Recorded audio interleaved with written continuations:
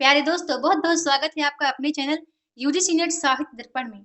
Friends मैं माफ़ी चाहती हूँ, मैं आपको 2 दिन वीडियो उपलब्ध नहीं करवा पाई। उसके लिए आई एम सो सॉरी क्योंकि प्राकृतिक प्रकोप कुछ ऐसा था, आंधी-तूफ़ान का कहर इस प्रकार हमारे विंध्य क्षेत्र में ढा गया। बता दूँ फ्रेंड्स मैं विंध्य क्षेत्र से हूँ। आपने पढ़ा होगा रीवा, पन्ना का पठार उसी क्षेत्र वही क्षेत्र हमारा है, जहाँ पर हम निवास करते हैं। और इतना ज़्यादा यहाँ पर इसका प्रकोप ढाया आंधी-तूफ़ान का कि काफ़ी नुकसान हुआ, काफ़ी लोगों का नुकसान हुआ, हमारा भी नुकसान हुआ। अफ़सोस इस बात का है कि जिस जहाँ पर मैं वीडियो डेली रिकॉर्ड करती थी वो मेरी छत टूट गई वहाँ से। तो मुझे वहाँ भी प्रॉब्लम हुई वीडियो को रिकॉर्ड करने में और वहाँ कुछ मेरी बुक्स थी उनको भी काफ़ी हानि हुई है। और फ्रेंड्स बता दूँ कि लाइट की बहुत बड़ी प्रॉब्लम हो गई है। मैंने कितनी मुश्किल से मोबाइल को चार्ज किया है और क्योंकि मुझे आप तक अपनी वीडियो पहुँचानी थी, सो इसलिए मैं आपको उपलब्ध नहीं कर पाई। अब नेक्स्ट वीडियो मैं आपको कब दे पाती हूँ, कुछ इसका पता नहीं है। चलिए चलते हैं आज अपनी हम क्लास की ओर। फ्रेंड्स आज की वीडियो बता दूँ बहुत ही इम्पोर्टेंट है। शायद ये मेरी सबसे इम्पोर्टेंट वीडियो है, तो प्लीज़ आप वीडियो को अंत तक ज़रूर देखिएगा। चलिए चलते हैं अब तक प्रश्नोत्तर की ओर। पहला प्रश्न है सैद्धांतिक आलोचना का ग्रंथ नाटक इनमें से किसने लिखा है? तो इसका करेक्ट ऑप्शन ए है भारतेंदु जी ने। फ्रेंड बताना चाहूँगी कि आधुनिक हिंदी का प्रथम नाटक इसी को मतलब प्रथम आलोचना नाटक को ही माना जाता है और इसका प्रकाशन वर्ष जो है वो 1883 ईस्वी में हुआ है। ओके।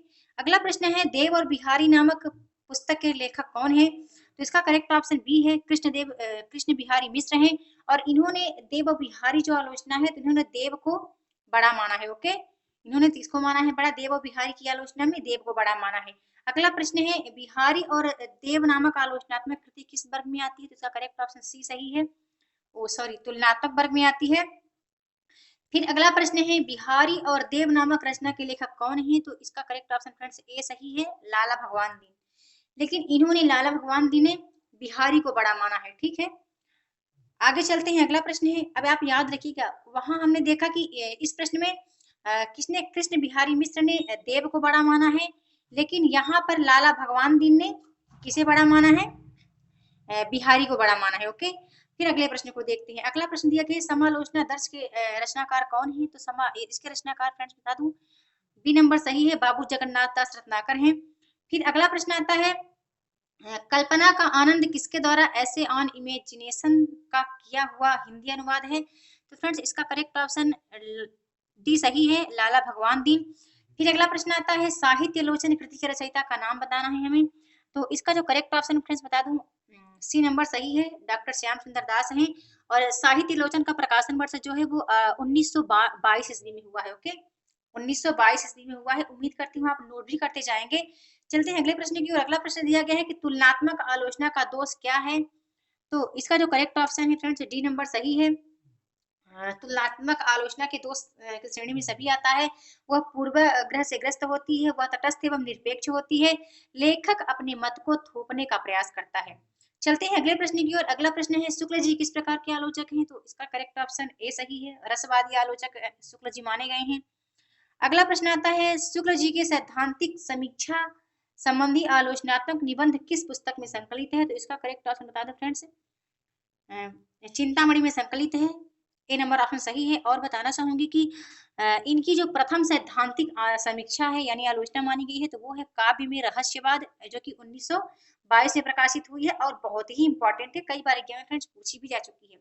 ठीक है, याद रखिएगा इनकी शुक्ल जी की प्रथम जो सैद्धांतिक आलोचना है वो काव्य में रहस्यवाद है। अगला प्रश्न है इनमें से कौन सी रचना आचार्य नंद दुलारी वाजपेयी की है? तो बता दो फ्रेंड्स सभी रचनाएं नंद दुलारी वाजपेयी की ही हैं। Okay, D number option correct है।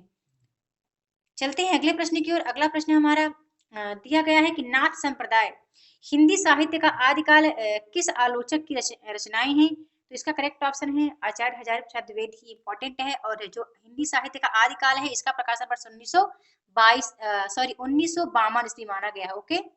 चलते हैं अगले प्रश्न की ओर। अगला प्रश्न है कामायनी के अध्ययन की समस्याएं के रचनाकार कौन है? तो इसका करेक्ट ऑप्शन बता दो फ्रेंड्स डॉक्टर नगेंद्र हैं और कामायनी के अध्ययन की समस्याएं का जो प्रकाशन वर्ष है 1946 ईस्वी है। ओके, 1946 ईस्वी में यह आलोचना इन्होंने लिखी है। चलते हैं अगले प्रश्न की ओर। अगला प्रश्न दिया गया है के रूप एवं सिद्धांत। काव्य के रूप एवं सिद्धांत और अध्ययन, ठीक है, दोनों अलग अलग हैं। ओके, नामक कृतियां किस आलोचक की हैं? तो इसका करेक्ट ऑप्शन बता दो फ्रेंड्स, बाबू गुलाब राय की हैं। बाबू गुलाब आपकी दोनों कृतियां हैं।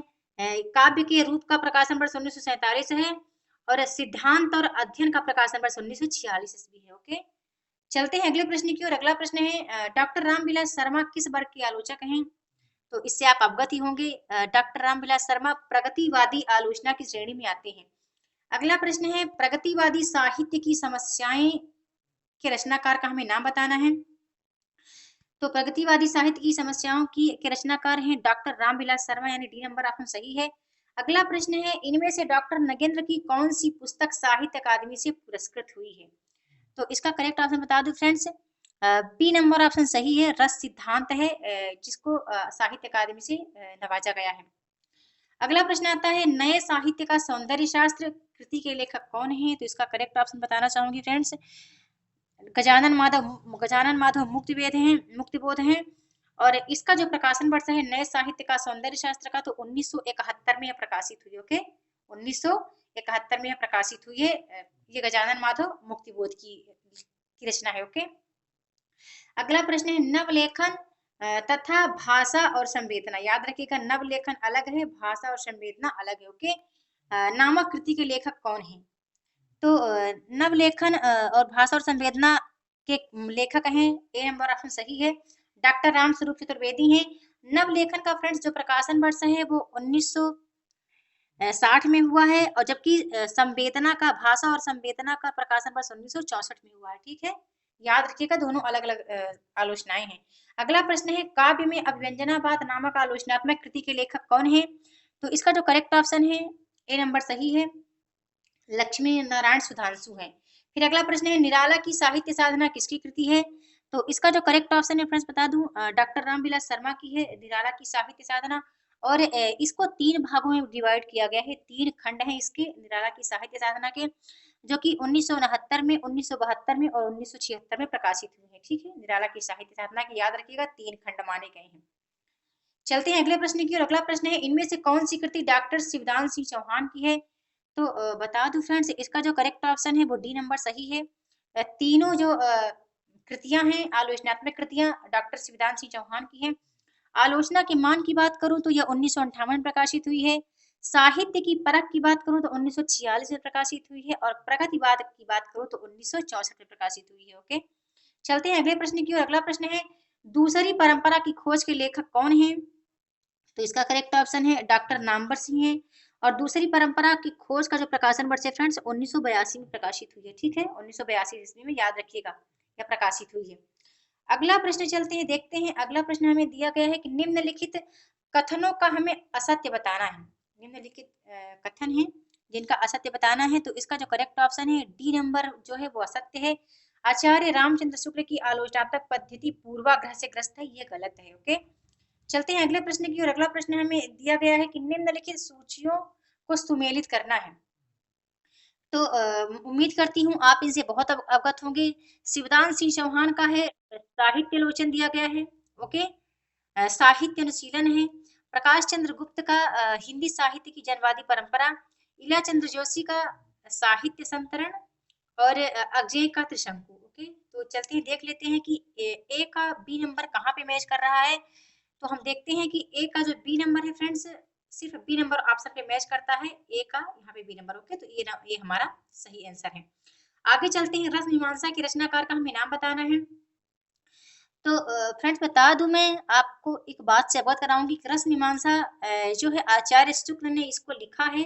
रस मीमांसा को आचार्य शुक्ल ने लिखा है, और इसका जो 1949 में, लेकिन बता दूं यहाँ जो नंद दुलारे वाजपेयी जी हैं और डॉक्टर नगेंद्र हैं, इन्होंने रस सिद्धांत लिखा है।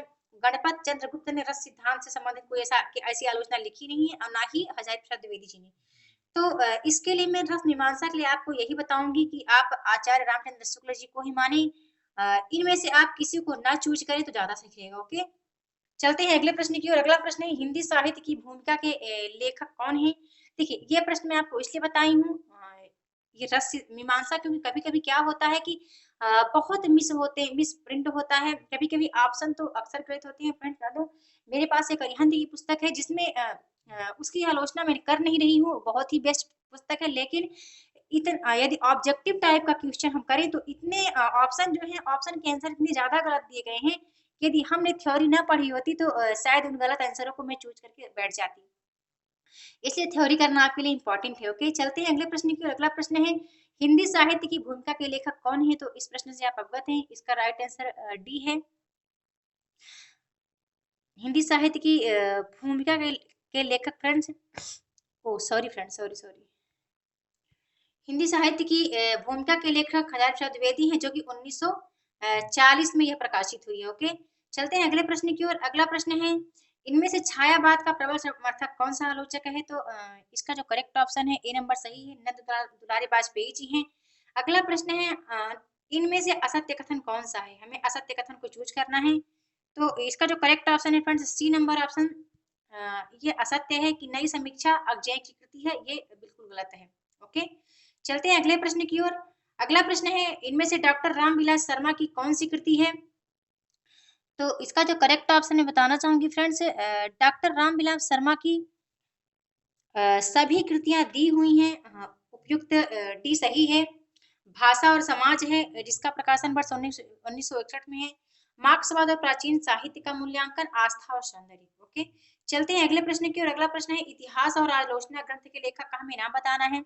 तो इसका जो करेक्ट ऑप्शन है बी नंबर सही है, डॉक्टर नामवर सिंह है। और इतिहास और आलोचना जो आलोचना ये जो कृति है, इसका प्रकाशन वर्ष 1957 ईस्वी है। ओके, 1957 में यह प्रकाशित हुई है।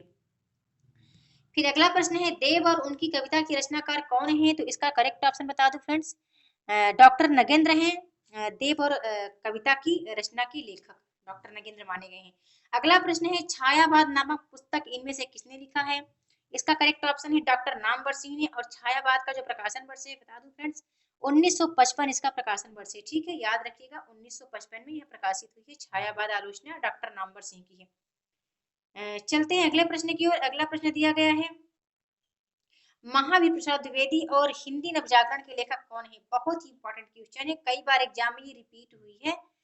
तो इसका जो करेक्ट ऑप्शन है डॉक्टर रामविलास शर्मा है। और महावीर प्रसाद द्विवेदी और हिंदी नवजागरण का प्रकाशन वर्ष 1977 ईस्वी में माना गया है। ओके, अगला प्रश्न है, कविता के नए प्रतिमान के लेखक कौन है? ये भी इंपॉर्टेंट है, कई बार एग्जाम में पूछा गया।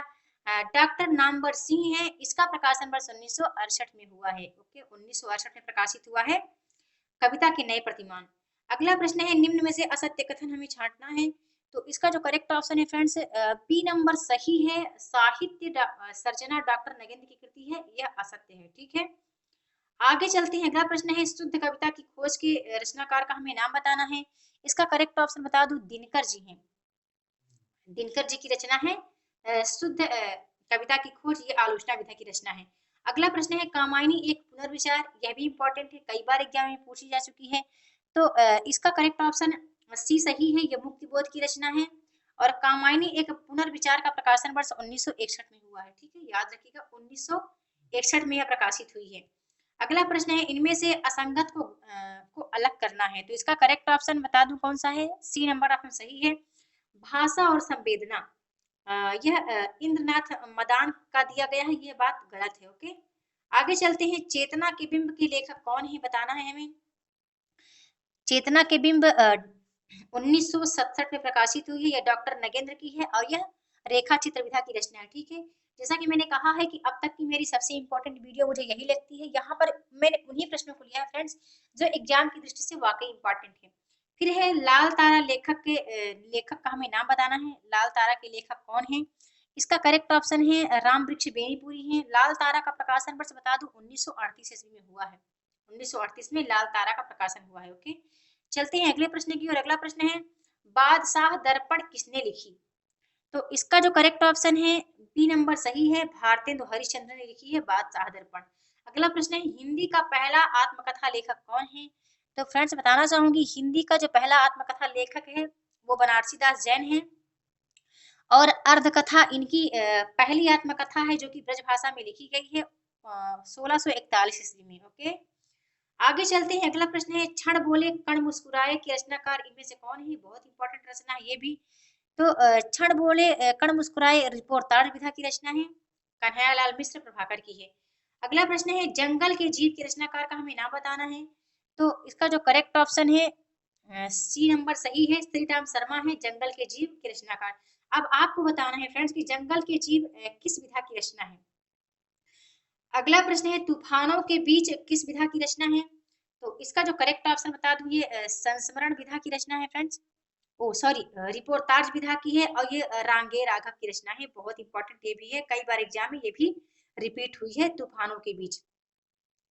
चलते हैं अगले प्रश्न की ओर। अगला प्रश्न दिया गया है और तूफानों के बीच का प्रकाशन वर्ष फ्रेंड्स बता दूं 1941 ईस्वी है। ओके, अगला प्रश्न है रामा बिंदा घीसा भक्तिन ये सब क्या है। तो बताना चाहूंगी फ्रेंड्स इसका करेक्ट ऑप्शन ए नंबर सही है, महादेवी जी के संस्मरणात्मक रेखा चित्रों के पात्र हैं। फिर चलते हैं अगले प्रश्न की ओर। अगला प्रश्न है इनमें से रेखा चित्र विधा की सर्वप्रथम रचना कौन सी है। तो बताना चाहूंगी फ्रेंड्स कि रेखा जो चित्र है तो इसमें आती है रेखा चित्र विधा की यदि बात करूं तो स्मृति की रेखा आती है, लेकिन रेखा चित्र संस्मरण दोनों एक जैसी ही विधाएं मानी गई हैं।